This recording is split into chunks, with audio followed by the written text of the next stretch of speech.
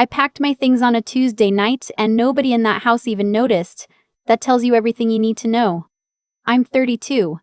I work remotely as a project coordinator for a logistics company based out of Atlanta. I have been doing this job for 6 years and I am good at it. Good enough that I can work from anywhere with a decent internet connection and a quiet space.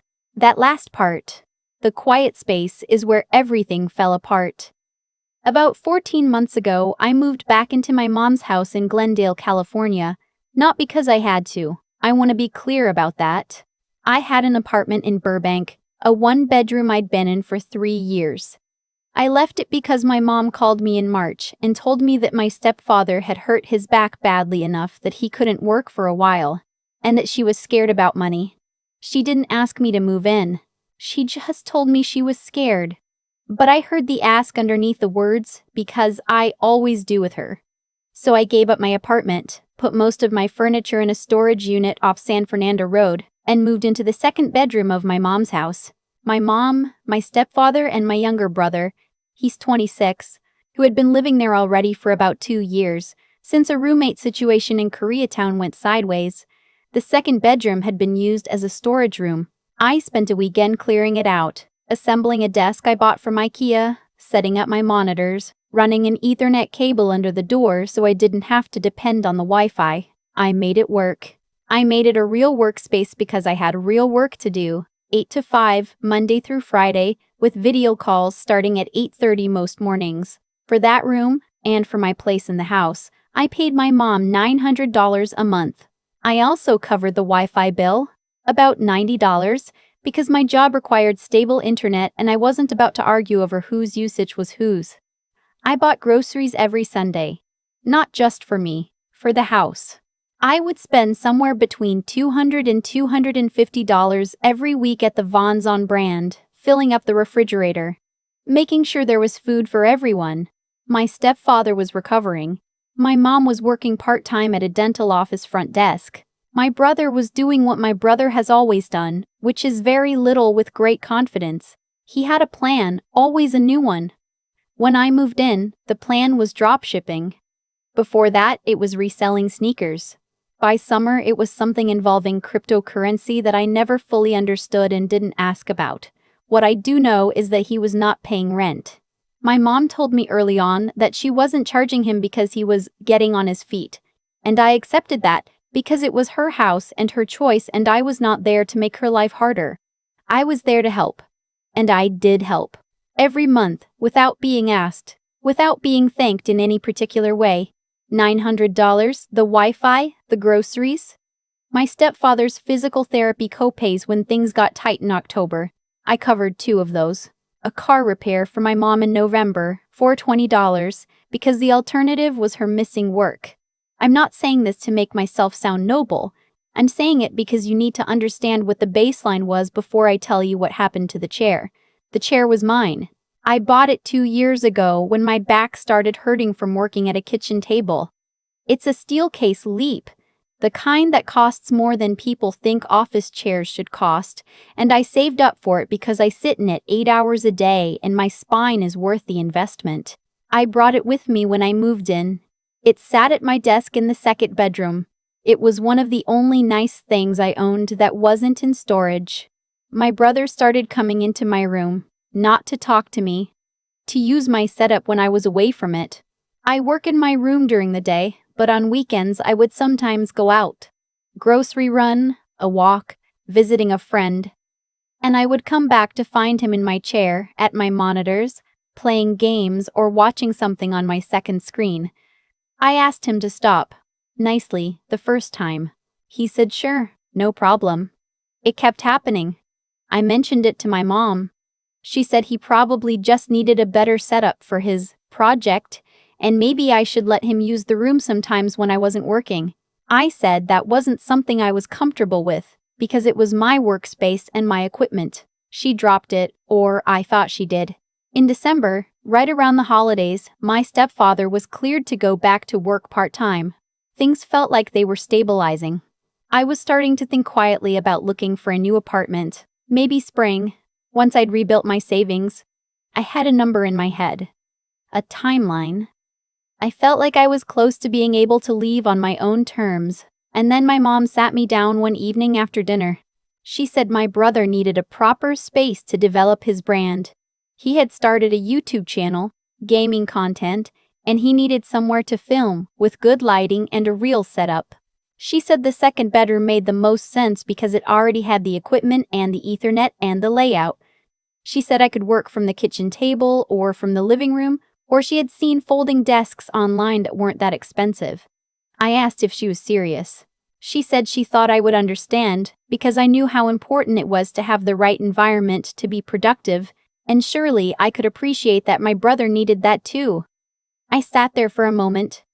I thought about the $900, the groceries, the Wi-Fi, the copays, the $420 car repair. I thought about my steel-case chair, which my brother had already been using without permission. I thought about my 8:30 calls and my open plan video meetings and the clients who could see whatever was behind me. I said I needed to think about it. My mom said she figured I'd be flexible because that's just who I am. I went to my room and I sat in my chair and I stared at my monitors for a while without turning them on. Something settled in me, quiet and heavy, like a decision that had already been made and was just waiting for me to catch up to it. I didn't say anything that night. Or the next day. I started making calls on Wednesday morning, between my 9 o'clock and my 11 o'clock. I called 2 apartment complexes in Pasadena that I'd saved in my phone months ago when I was first thinking about moving out. One had a unit available in 3 weeks. The other had something opening 1st of February. I scheduled viewings for that weekend. I did not tell my mom. That Saturday, I looked at both apartments. The one in Pasadena was a clean 1-bedroom on the 2nd floor of a building with a small gym and in-unit laundry. 8 miles from my mom's house, $1,200 a month plus utilities, which was more than I was paying currently. But when I added up the $900 plus the Wi-Fi plus my share of the groceries, I was already at $1,300 and change, and that math was suddenly very clarifying. I signed the lease on Monday. Move-in date was February 1st, 3 weeks away. I did not tell my mom. The following weekend, my mom told me she had discussed it with my stepfather, and they had decided that my brother would take the 2nd bedroom starting the 1st of the month. She said it very casually, like she was telling me about a change in dinner plans. She said I could set up in the corner of the living room, and she had actually already looked at a small desk on Amazon that would fit nicely there. I looked at her. I said okay. She seemed surprised by how quickly I agreed. My stepfather was in the other room. My brother was, I don't know, doing whatever my brother does. My mom said she was glad I understood, and that family helps each other, and she knew this wasn't ideal, but it was temporary. I said sure. What I did not say was that February 1st was 3 weeks away. What I did not say was that I had a signed lease in my email. What I did not say was that temporary had been the word used to describe my brother's situation since he was 23. And I had stopped believing it sometime around his 25th birthday. Over the next 2 weeks I moved slowly, not out of hesitation, out of strategy, or maybe just out of self-protection. I didn't want a big scene.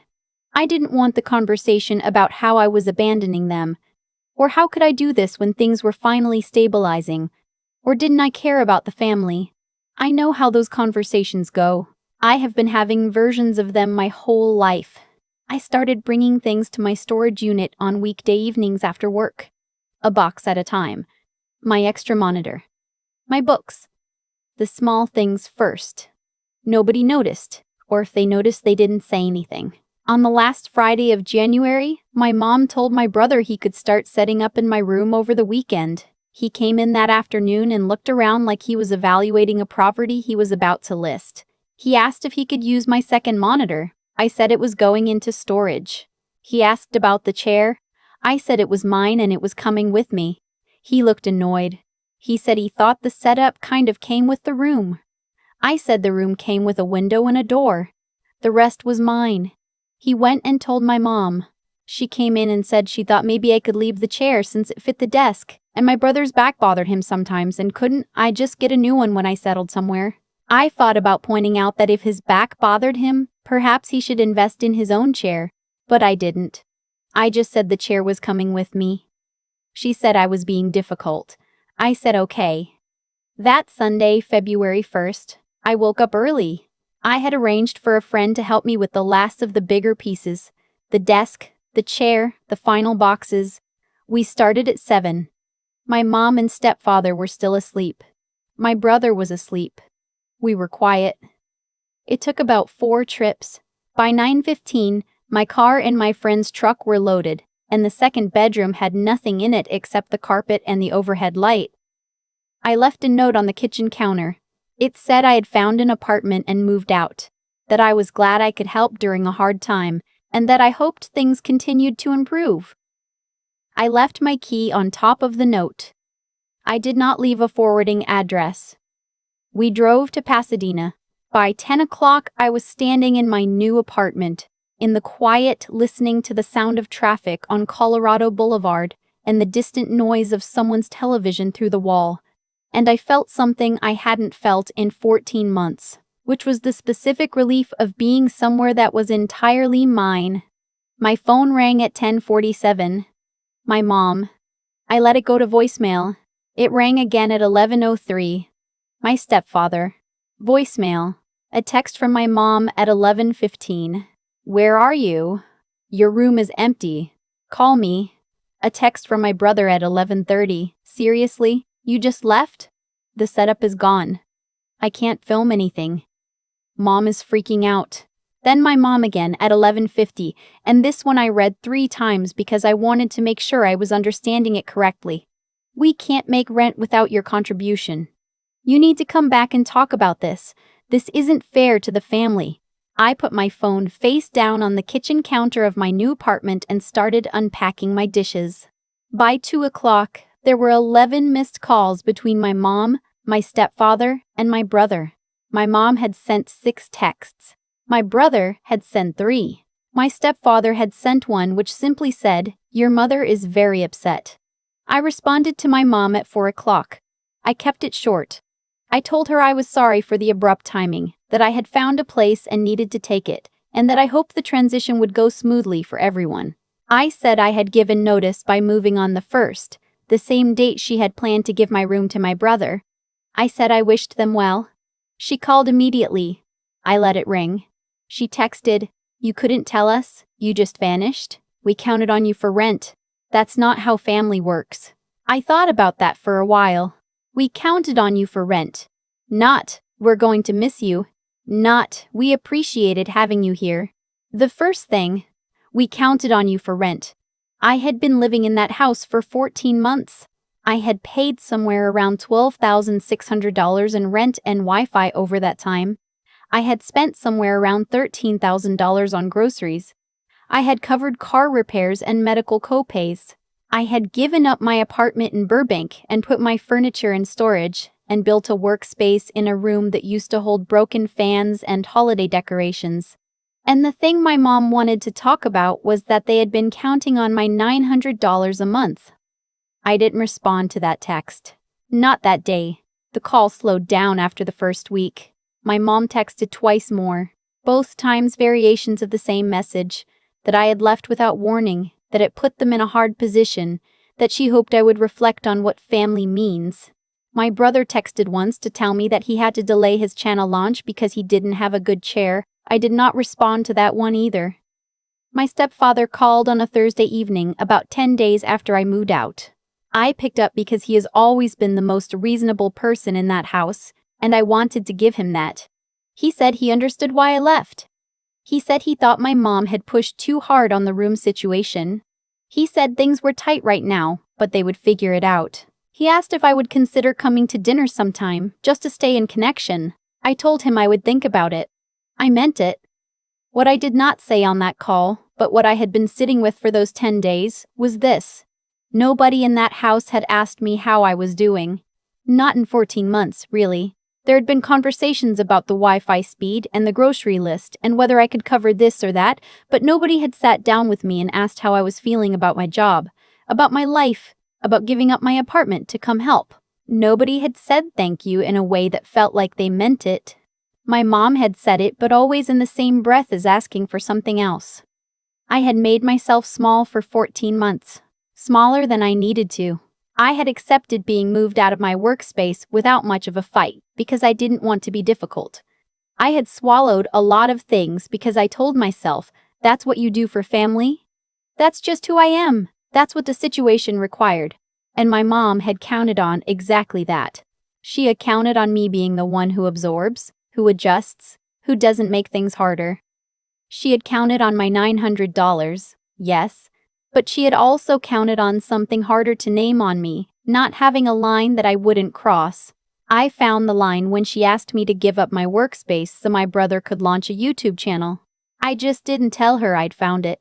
I've been in the Pasadena apartment for about 6 weeks now. My desk is set up in the bedroom, next to the window. My steel case chair is under me as I type this. In the mornings I make coffee in my own kitchen, and I sit at my 8:30 call and nobody comes in without knocking.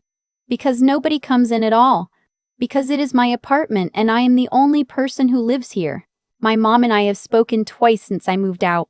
The first time she was still hurt and the conversation was short and circular. The second time, last week, was a little better. She didn't apologize exactly, but she said she thought she had put too much on me and that she hadn't always seen what I was contributing. I said I appreciated her saying that. I meant it. I told her I'd come to dinner next month. I told her I'd come to dinner next month. I told her I was glad my stepfather's back was better. I told her I hoped my brother found a good setup for his channel. I did not tell her that I'd already started putting money into savings again, or that my storage unit was slowly emptying out as I brought pieces of my old life back into my new space, or that for the first time in over a year I woke up in the morning without the low-level anxiety that had been sitting behind my sternum every day since I moved back to Glendale. Some things you keep for yourself. I know there are people who will read this and say I should have spoken up sooner, that I let it go on too long, that I was too quiet, too accommodating for too many months before I did anything. And maybe they're right. I don't think patience and avoidance are always that easy to tell apart from the inside. What I know is that I made a decision when I was ready to make it. I did it cleanly, without drama, without an argument that would have burned everything down and left everyone feeling worse. I moved out on the day they had already planned to take my room. I didn't make them wrong. I just made myself gone. And they found out very quickly what gone actually costs. I'm not proud of how long I waited, but I'm not ashamed of what I did. And I will say this. There's a particular kind of clarity that comes from driving away from a place with everything you own in your car, knowing that the next door you walk through will be a door that you chose, in a home that is yours, in a life that you are actually living instead of putting on hold for everyone else. That clarity is worth something. It took me 14 months and a steel case chair to find it. I won't be putting it back in storage. I've thought a lot about the moment my mom said, "That's just who you are." Meaning flexible, meaning accommodating, meaning the one who doesn't make things harder. She meant it as a compliment. I think she genuinely did. But sitting alone in my new apartment 6 weeks later, I finally understand what she was actually saying. She had built a version of me in her head that was more useful to her than real, and she had counted on that version showing up, every month, without complaint, indefinitely. That's not a character flaw in her. It's just what happens when people are never required to account for what they take. My brother never paid rent, so he never had to think about what rent costs. My mom never asked me how I was doing, so she never had to think about what 14 months of quiet sacrifice actually looked like from the inside. The invisibility of what I contributed made it easy to treat it as inexhaustible. And I let that happen. That part is on me.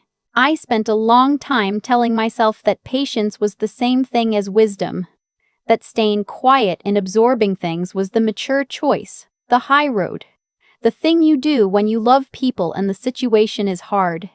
But patience without a limit isn't wisdom. It's just a slow way of disappearing. I was disappearing month by month, box by box, contribution by contribution, and calling it family loyalty. The chair was the thing that made it concrete. Not because it was expensive, though it was, but because it was so clearly, obviously mine. I had saved for it, bought it, used it every single day, and still, The expectation was that I would hand it over because it would be convenient for someone else. When your most basic sense of ownership stops being respected, that's when you know the dynamic has gone somewhere you can't come back from quietly. What I did wasn't dramatic. I didn't confront anyone. I didn't send a long message explaining my feelings. I just made a decision and then I executed it. I signed a lease. I moved my things. I left a note. The simplicity of it surprised even me, honestly. I had spent so long imagining how hard it would be to leave that I had never considered it might just be something I did on a Sunday morning before 10 o'clock. The calls that came after, the 11 missed calls, the texts about rent, my mom's message that framed my absence as something done to them. Those told me everything I needed to know about whether I had made the right choice. Not a single one of those messages asked if I was okay. Not one said they would miss me. The first concern every time was financial. That's the clearest possible answer to a question I had been asking myself for months. I'm not angry. I want to be precise about that because it matters. I don't lie awake thinking about what they did or building a case against them in my head. My stepfather called and was kind and I appreciated it. My mom and I talked and it was better the second time. I'll go to dinner next month. I'm not gone from their lives. I'm just not disappearing into them anymore. And that difference between being present and being consumed is something I had to move 8 miles and sign a 12-month lease to fully understand. The steel case chair is under me as I write this. My back feels fine,